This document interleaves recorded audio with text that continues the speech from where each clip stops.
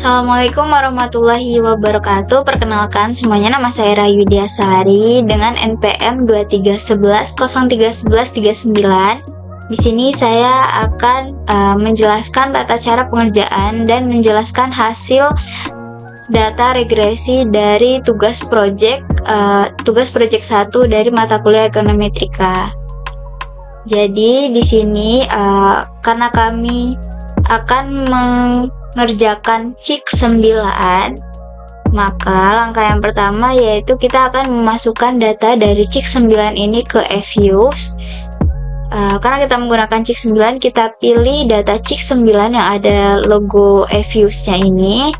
Kita klik 2 kali.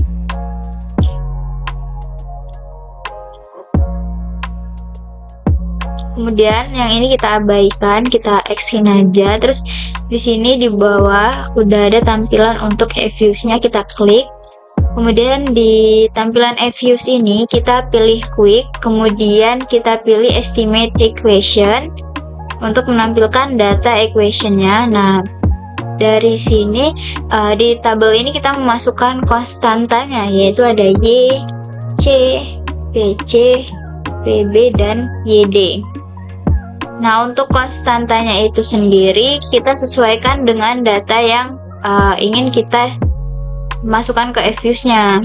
Karena saya menggunakan data cik 9, maka konstanta yang saya masukkan seperti ini. Kemudian setelah memasukkan konstantanya di tabel, kita klik OK. Nah, kemudian di sini sudah muncul kan data equation workflow cik 9-nya. Nah, dari sini datanya tinggal kita salin aja. Kemudian nanti datanya akan kita tinggal buka Word. Kemudian setelah buka Word, kita tinggal sini nih, kita tinggal salin aja, kita tinggal paste aja, kita tinggal kopas. Kemudian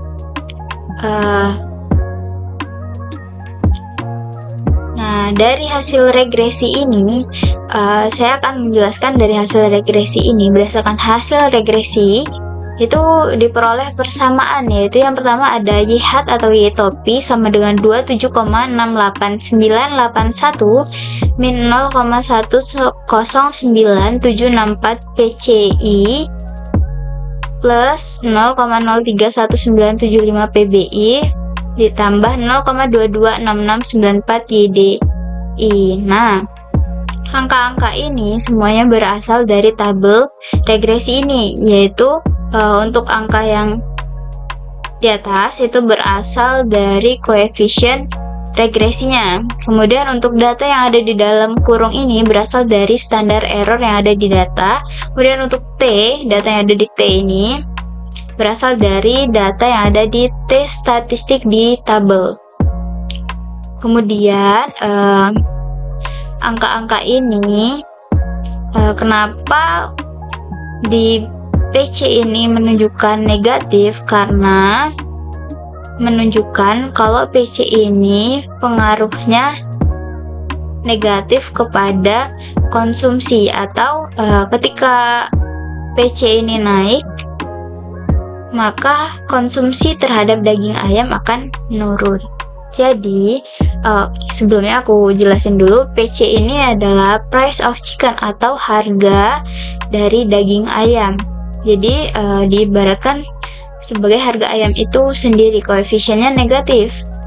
Artinya jika harga ayam naik maka konsumsi ayam akan menurun. Kemudian untuk PB atau price of beef ini diibaratkan sebagai harga daging sapi, yaitu barang dari substitusi ayam atau pilihan lain dari daging ayam gitu. Jadi artinya kenapa koefisien dari PB ini bernilai positif? Yaitu artinya jika harga sapi naik maka otomatis konsumsi pada daging ayam akan meningkat, karena harga daging ayamnya lebih murah dibandingkan harga daging sapi, sehingga konsumsi terhadap harga daging ayam akan meningkat. Kemudian untuk koefisien YD atau disposable income atau pendapatan disposable. Nah, atau pendapatan setelah pajak. Jadi, kenapa koefisien YD ini bernilai positif? Karena semakin tinggi pendapatan setelah pajak pada masyarakat, maka akan semakin tinggi pula konsumsi masyarakat terhadap daging ayam. Jadi, di sini ada interpretasinya, di mana konstanta sebesar 27,68981 atau konstanta atau variabel terikat ini mengindikasikan bahwa apabila semua variabel bebasnya itu yang tiga ini, yang PC, PB, dan YD itu bernilai 0, maka konsumsi ayam per kapita diperkirakan 27,68981 pon atau biasa disebut dengan ceteris paribus. Kemudian koefisien min 0,109764 pada PC atau price of chicken ini menandakan di mana setiap kenaikan harga ayam sebesar 1 sen per pon akan menurunkan konsumsi ayam per kapita sebesar 0,109764 pon per tahun. Kemudian koefisien plus 0,031975 pada PB atau price of beef atau harga daging sapi ini menunjukkan bahwa setiap kenaikan harga sapi sebesar 1 sen per pon akan meningkatkan konsumsi ayam per kapita sebesar 0,031975 pon karena sapi ini berperan sebagai barang substitusi, yaitu barang pilihan lain selain daging ayam. Jadi kalau pilihan lain atau daging sapi ini meningkat, maka otomatis yang bakal banyak yang membeli atau mengonsumsi daging ayam karena lebih murah harganya. Kemudian koefisien plus 0,226694 pada YD atau disposable income atau pendapatan setelah pajak ini bernilai positif. Artinya setiap kenaikan pendapatan per kapita akan meningkatkan konsumsi ayam sebesar 0,226694 pon per tahun. Kemudian kita masuk ke uji T atau kita akan melakukan uji T untuk menguji pengaruh masing-masing variabel. Jadi sebelum kita menguji masing-masing variabel, kita harus menghitung degree of freedom.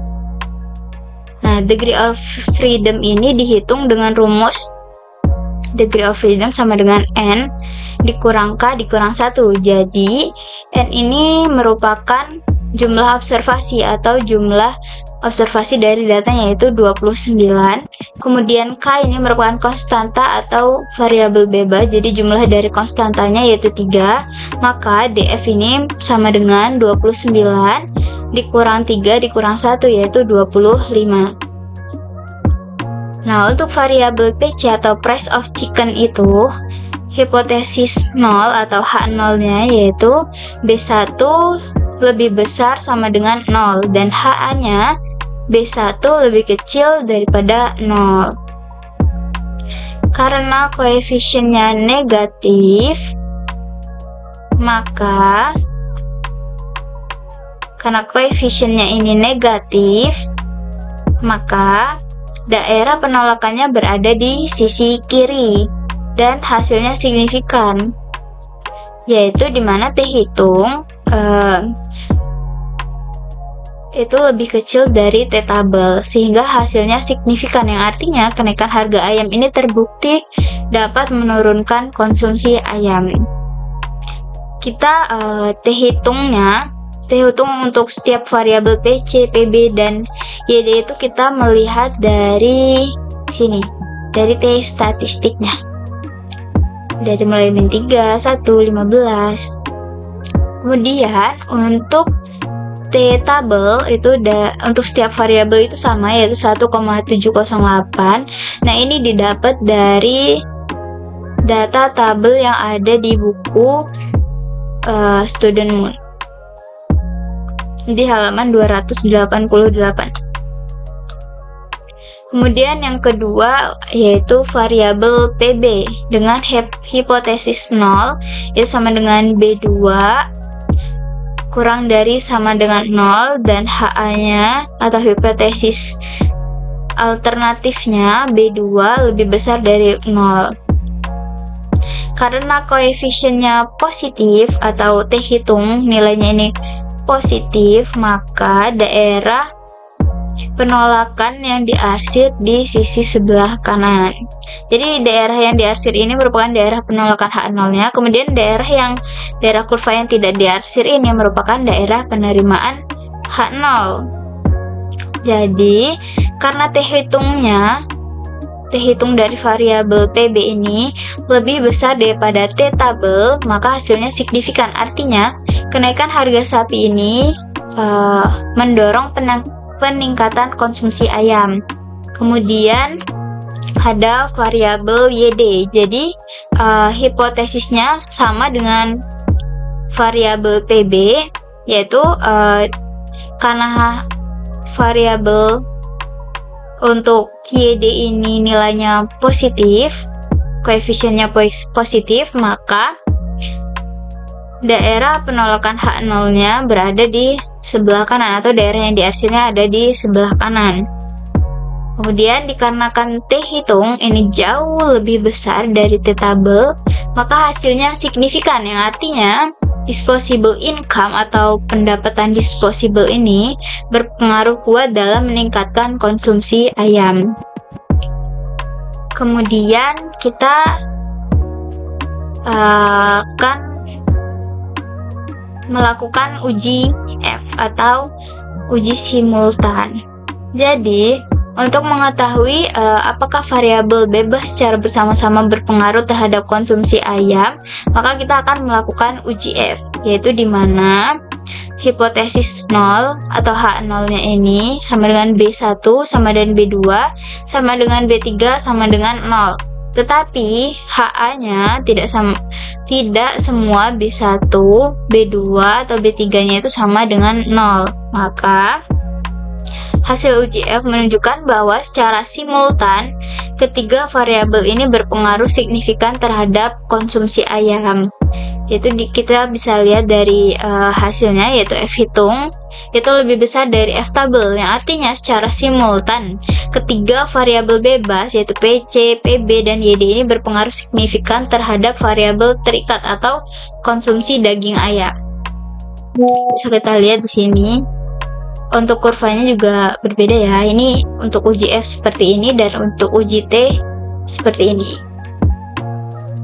Oke, dengan demikian dapat saya simpulkan bahwa harga ayam berpengaruh negatif dan signifikan terhadap konsumsi ayam, dan juga harga daging sapi berpengaruh positif dan signifikan terhadap konsumsi ayam. Kemudian pendapatan disposable juga berpengaruh positif dan signifikan terhadap konsumsi ayam, dan secara bersama-sama ketiga variabel bebas ini berpengaruh terhadap variabel terikat yaitu konsumsi daging ayam.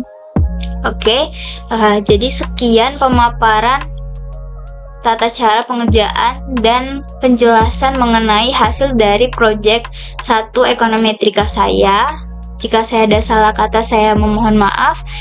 Saya akhiri. Wassalamualaikum warahmatullahi wabarakatuh.